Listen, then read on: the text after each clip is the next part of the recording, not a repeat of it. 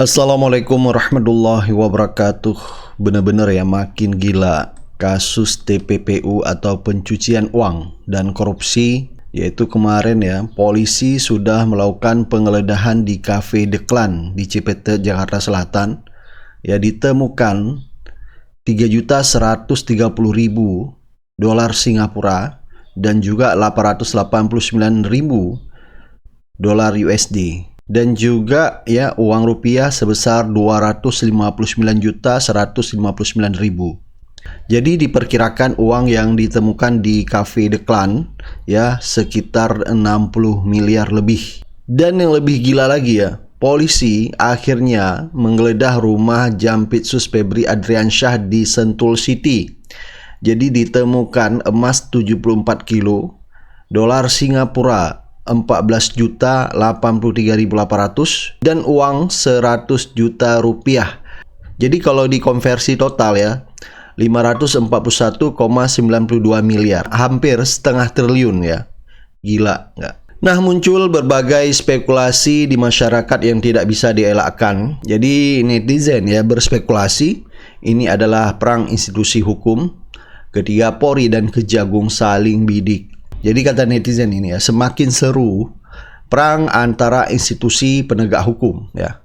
Jadi sampai di mana nanti kita lihat apakah pihak kejaksaan juga akan mengobrak-abrik lagi ya orang-orang yang justru terlibat korupsi. Tentunya menyangkut institusi pihak kepolisian. Nah, netizen mempertanyakan sekarang begitu banyak barang bukti yang ditemukan, emas dan uang dolar Singapura, tetapi kenapa belum ada tersangka? Apakah Polri perlu persetujuan presiden ya untuk menetapkan tersangka, sedangkan rumah Febri Adriansyah yaitu Jampitsus dijaga ketat oleh TNI.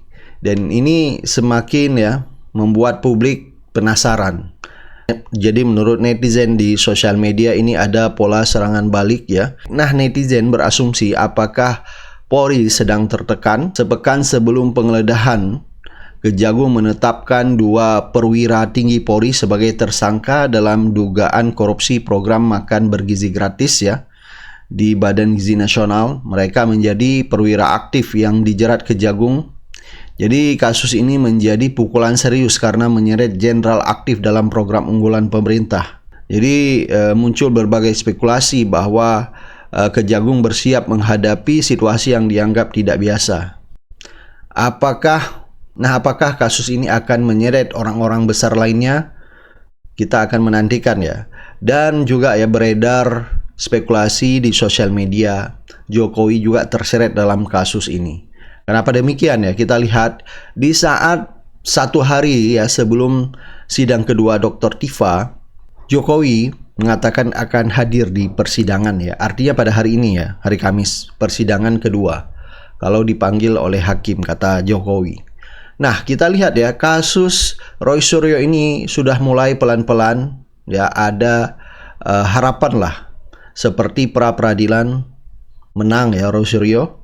Nah, begitu juga dengan kasus Dr. Tifa ya di sidang nanti kedua, apakah ya kasus Dr. Tifa apakah juga bakal dimenangkan oleh Dr. Tifa? Dan ini semakin membuat kubu Jokowi ya terjepit, ketar-ketir. Artinya ya Jokowi tidak bisa berbuat banyak lagi dalam polemik ijazah palsunya. Jadi bisa saja dirinya tidak mampu untuk membela dirinya sendiri. Nah, banyak masyarakat maupun netizen di sosial media berasumsi bisa saja ini serangan dari Jokowi karena masyarakat tahu bahwa sebelumnya Presiden Jokowi ini ya menyandra banyak pejabat. Jadi pejabat yang punya berbagai kasus akan disandra dan harus ikut kemauan dia. Jadi apakah ini ada keterkaitan dengan Jokowi? Nah, kalau seandainya nanti ya kasus Roy Suryo dan Dr. Tifa dipaksakan ya atau memang menang ya di pengadilan, maka ini adalah bentuk ultimatum atau ancaman Jokowi ya kepada pejabat-pejabat kejaksaan maupun kehakiman ya. Ini adalah contoh bahwa jangan macam-macam dengan saya ya. Jampitsus yaitu Febri Adriansyah sudah dibuka kedoknya ya, sudah dibongkar habis bahwa diduga terlibat berbagai kasus korupsi ya yang pada akhirnya pun pihak Polri membongkar semuanya. Netizen berasumsi, nah jangan sampai ini ya, hakim jaksa di kasus ijazah palsu Jokowi yang menyeret Dr. Tifare dan Roy Suryo akan main-main dengan Jokowi dan nanti bakal seperti yaitu Febri Adriansyah ya, yaitu kasusnya dibongkar semua. Jadi asumsi itulah yang beredar di masyarakat. Karena kita tahu di saat Jokowi menjadi presiden 10 tahun terakhir, banyak pejabat, ketua partai ya, maupun penegak hukum disandra oleh Jokowi karena punya dosa. Dan ini jadi alat bargaining bagi Jokowi. Dan kalau kita kaitkan lagi dengan video Pak Gatot Nurmantio, sangat masuk akal sekali ya. Mantan Panglima TNI, Jenderal Purnawirawan Gatot Nurmantio, menyampaikan dugaan bahwa pemadaman listrik bergilir yang terjadi di sejumlah wilayah merupakan bagian dari sabotase struktural terhadap pemerintahan Presiden Prabowo Subianto. Ketiga, sabotase struktural ini adalah rencana yang sangat sempurna dan luar biasa. Jadi, sabotase struktural belum berhenti. Saya mengamati para mantan direktur PLN, lainnya menyatakan kenapa sekarang kok bergantian nyalanya. Mereka mengatakan ini salah PLN. Mereka ini mengatakan adalah salah dari penambang karena harga tinggi jual. Mana bisa? Pemilik batu bara, pemilik tambang sudah kontrak dengan PLN. Itu orang PLN ada di situ, dia nggak bisa kena penalti nanti kan. Tapi yang benar adalah ini sabotase struktural karena kepercayaan presiden nanti dipertaruhkan. Mengapa bisa mati kan gitu? Karena untuk kuota RKAB ya, kuota itu pada tahun 2025 itu 790 juta dengan DMO kalau nggak salah 30% batu bara gitu. Tiba-tiba ada inisiatif untuk mengurangi jumlah RKAB jadi 600 juta dan itu di stop pada tanggal 31 Desember dan baru diluncurkan lagi pada tanggal 13 Maret. Berarti kekosongan penambangan di Indonesia itu selama 3 bulan berhenti. Tidak ada yang suplai, satu pun tidak ada yang suplai karena tidak ada keluar RKAB. Maka begitu RKAB keluar, sekarang ini yang dikeluarkan setengahnya namanya 300. Itu penambang masih menggunakan kontrak yang lama yang sudah berkurang kurang lebih 24% kan. Maka dia juga tidak bisa memenuhi. Satu sudah terlambat 3 bulan, yang kedua yang dikirimkan hanya sesuai dengan kontrak yang lama 30%. Itulah yang menyebabkan gelap. Itulah rencana yang sangat luar biasa untuk mendiskreditkan pemerintahan yang sekarang. Orang Menteri SDM. Secara global yang sekarang ini, apa tujuannya sebenarnya? Tujuannya hanya menggerus kepercayaan agar publik mengatakan bahwa lebih bagus zamannya Pak Jokowi, ekonomi lebih enak zamannya Pak Jokowi. Ketika ini sudah matang semuanya, maka Pak Jokowi turunlah ke Lampung, turun kemana, bagi-bagi sembako, bagi-bagi amplop. Oh iya, ternyata zamannya Jokowi lebih baik. Tujuannya apa?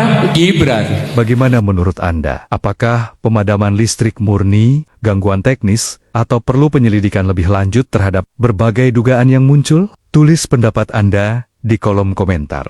Nah, karena teman-teman saya juga ini berkeyakinan bahwa ini palsu gitu. Nah, saya pikir ya, bayangkan tokoh setingkat Megawati, Yusuf Kala sudah menyatakan apa sih susahnya tunjukin aja. Betul. Ya kan? Tapi nggak digubris terus. Nah, sekarang saya melihat sudah mulai agak menghindar terus Jokowi ini. Sudah nggak mau hadir di sidang. Jadi dia menurut saya bahwa dia masih bisa mengendalikan penegakan hukum. Nah, kita lihat Bung Indra, waktu kasus penangkapan Roy Suryo sama Tifa, nah itu kan menurut saya di kepolisian sudah terjadi 2 faksi itu. Ya. Faksi yang ingin ditahan dan faksi yang tidak mau ditahan. Faksi yang mau ditahan itu berharap agar di tahanan Polda aja terus. Faksi yang tidak mau ditahan dibawa ke rumah sakit. Polri ya. Polri. Itu kan bukan tahanan. Ya. Nah, pada saat diangkat dari rumah sakit Polri ke kejaksaan, faksi yang tidak mau ditahan itu tidak diborgol pada saat dinaikkan di tahanan. Pas di mobil tahanan kelihatannya faksi yang mau menunjukkan ditahan diborgol. Pas turun di kejaksaan, faksi yang ingin bahwa itu tidak ditahan dibuka borgolnya. Kejaksaan kalau kita tahu kejaksaan, kalau bukan arahan dari atas, dan dari itu kejaksaan itu hanya presiden, jaksa agung, jaksa tinggi, kejaksaan negeri. Tidak mungkin seorang kepala kejaksaan negeri punya inisiatif untuk kasus sebesar ini atas inisiatif dia. Inisiatif dia terjadi itu adalah langsung menawarkan, apakah Anda mau RJ damai? Langsung ditolak. Setelah nanti ditolak, langsung oke, tidak ditahan. Artinya, saya membaca ini bisa ini bisa menjadi pintu bahwa memang ada masalah besar di ijazah Jokowi. Asal pengadilan dilakukan secara terbuka. Selain ijazah, apalagi abang bilang tadi banyak? Saya lihat banyak sekali, Pak. Coba beginilah. Kasus Nadiem. Ya, kasus kalau mau dibuka kasus kereta api cepat. Kasus mungkin kalau ini di audit kasus IKN itu sangat bahaya. Sangat berbahaya. Kasus banyak sekali kasus penyerahan tambang-tambang ke perusahaan asing, banyak sekali kasus kereta api, kasus macam-macam itu banyak sekali kasus korupsi yang bisa bisa terungkap. Nah, semua kan menyentuh ke beliau, semua menyentuh ke saya. Kalau di audit IKN itu saya yakin betul bahwa itu banyak sekali kasusnya. Nah, ini Pak Jokowi juga harus hati-hati, karena jangan, saya bilang presiden lain itu pemakluman rakyat, asal Anda tidak terlalu merasa egois bisa menguasai semua, rakyat bisa memaklumi. Kesalahan Bung Karno dimaklumi, kesalahan Pak Harto dimaklumi, kesalahan yang lain dimaklumi. Tapi ada orang yang ngotot terus, ingin masih berkuasa, memasang anaknya, memasang mantunya, memasang ini semua untuk berkuasa, itu kemarahan rakyat tinggi sekali. Ingat ya, Bung Karno, dia tidak mempersiapkan anaknya kok. Ya. Pak Harto tidak. Pak Habibie tidak ada. Nah, sekarang mempersiapkan anaknya semua. Nah, tapi mempersiapkan anaknya tidak terlalu ngotot seperti Jokowi. Dinastinya. Nah, rakyat juga ada sabarnya. Jadi jangan juga Pak Jokowi dengan geng oligarkinya merasa. Jadi Pak Presiden, oligarki juga jangan terlalu merasa berkuasa. Coba bisa bayangkan. Tadi saya baru menghadiri peluncuran bukunya Peter Gonta. Oligarki yang dulu yang kan semua punya oligarki pada saat Bung Karno punya oligarki, Markam apa segala itu kan. Nah, ada Hasim Ning, Yusuf Muda Dalam apa segala. Itu tumbang juga bersama dengan pemelihara oligarkinya gitu kan. Nah, terus jangan merasa bahwa oligarki itu bisa melindungi Anda, enggak. Kalau dan sepertinya saya yakin sepertinya oligarki ini semakin was-was lagi karena Prabowo tidak goyang menghadapi mereka gitu loh. Jadi saya berpikir rapat 13 Oktober 2024 itu kelihatannya sedang berlangsung lagi untuk melawan Prabowo gitu loh. Untuk melawan Prabowo? Ya, untuk melawan Prabowo karena memang apa indikasinya, Bang? Nah, indikasinya menurut saya ini indikasinya saya lihat begini. Tapi Pak Prabowo nggak goyang. Itu namanya gerakan yang ada untuk menghalangi Prabowo memperlakukan ekspor satu pintu. Itu tantangannya besar sekali, termasuk di dalam kabinet. Semua pejabat PLN adalah keluarga Darmawan Prasojo dan loyalis Jokowi. Direktur Utama PLN Darmawan Prasojo yang juga tim sukses Jokowi telah membangun kerajaan keluarga dengan menaruh semua keluarga dan saudaranya di jabatan penting PLN. Saudara seputu, keponakan, anak, adik mertua, hingga saudara dari istrinya berada di jajaran manajemen dan board of director. Padahal, mereka tidak punya kemampuan dan latar pendidikannya tidak nyambung dengan energi dan kelistrikan. Silakan cek dan tanya teman atau saudara Anda yang bekerja di PLN Pusat. Uang negara miliaran rupiah habis untuk menggaji keluarga Darmawan Prasojo setiap bulannya. Sementara, PLN tidak ada kemajuan, tetap rugi akibat markup dan korupsi. Padahal, Presiden Prabowo sudah berkomitmen akan membuang sistem nepotisme dan tidak ada titip menitip saudara di BUMN.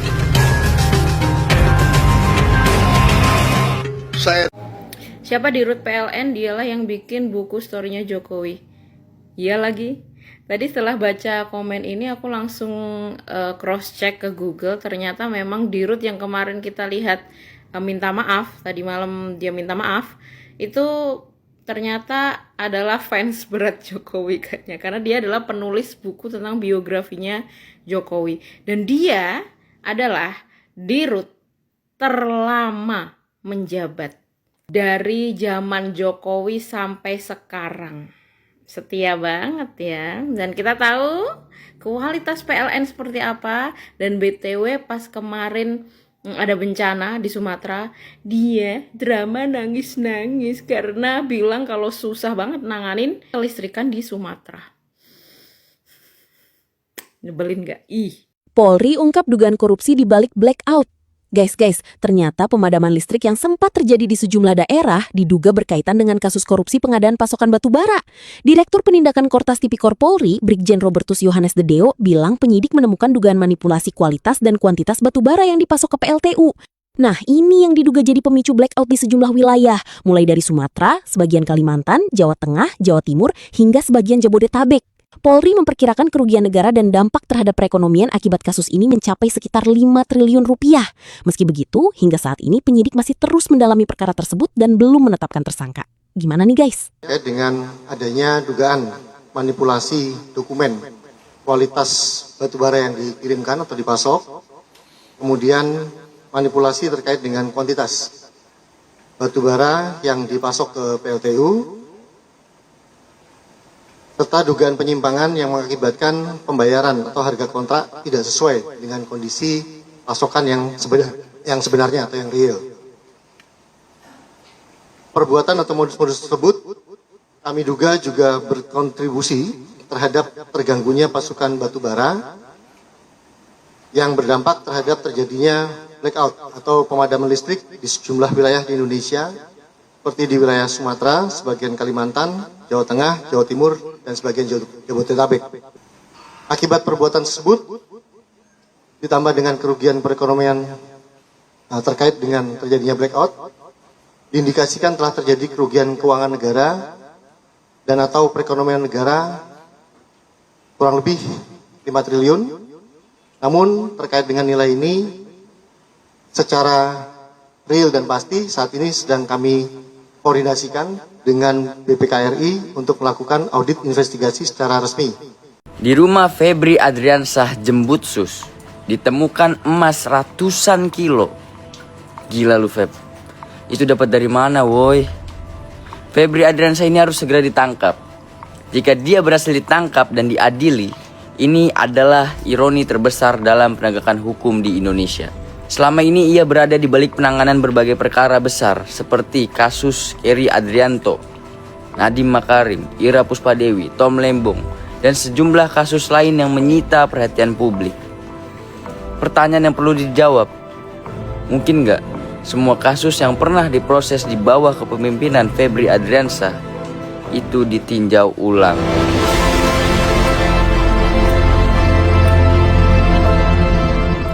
Meledak, jaksa paling brutal ya, penegak hukum tertinggi di tanah air, yang mengaku paling tegak lurus, paling anti korupsi ya. Ini buktinya. Setelah digeledah di kafenya dapat puluhan M, di rumahnya juga dapat berkoper-koper emas dan tumpukan dolar. Mau tahu berita mati lampu? 5 triliun ya, kasus batu bara. Rakyat dibuat susah, sementara dia numpuk dolar, numpuk emas. Maling yang teriak maling, ya. Bangsat dari si bangsat yang seharusnya memberantas korupsi malah menjadi gembong mafia. Apa kurang bangsat apa coba? Itu kasus Tom Lembong, ya. Kasus Nadiem itu dia semua yang nanganin. Ya. Binatang lo Febri, lebih binatang dari binatang lo, bangsat.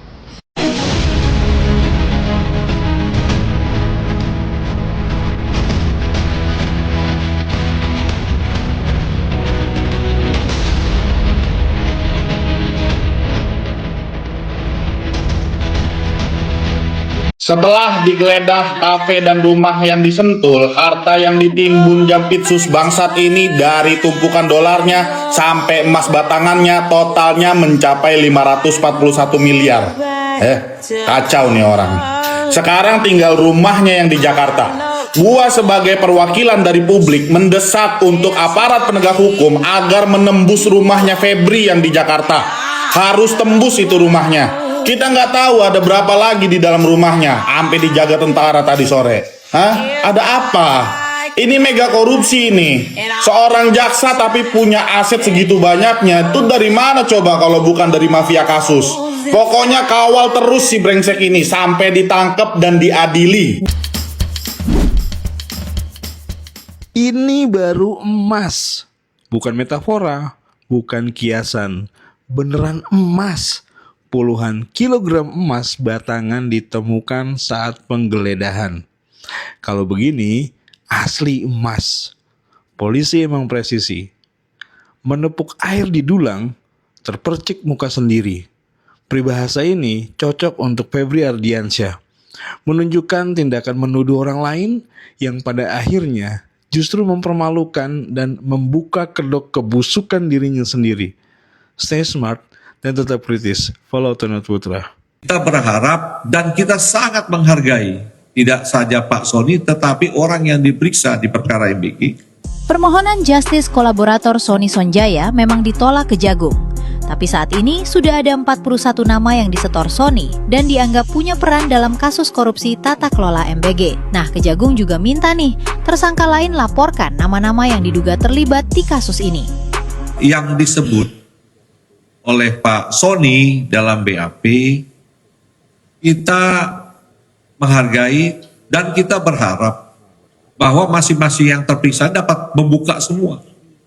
Baik mengenai perbuatan yang sebenarnya terjadi maupun kedua pihak-pihak yang terlibat. Ya. Kita berharap dan kita sangat menghargai tidak saja Pak Sony tetapi orang yang diperiksa di perkara MBG apa yang terjadi perbuatan ya korupsi di semua proses manajemen MBG yang selama dilakukan maupun orang-orang yang terlibat. Dan pasti kita akan dalami.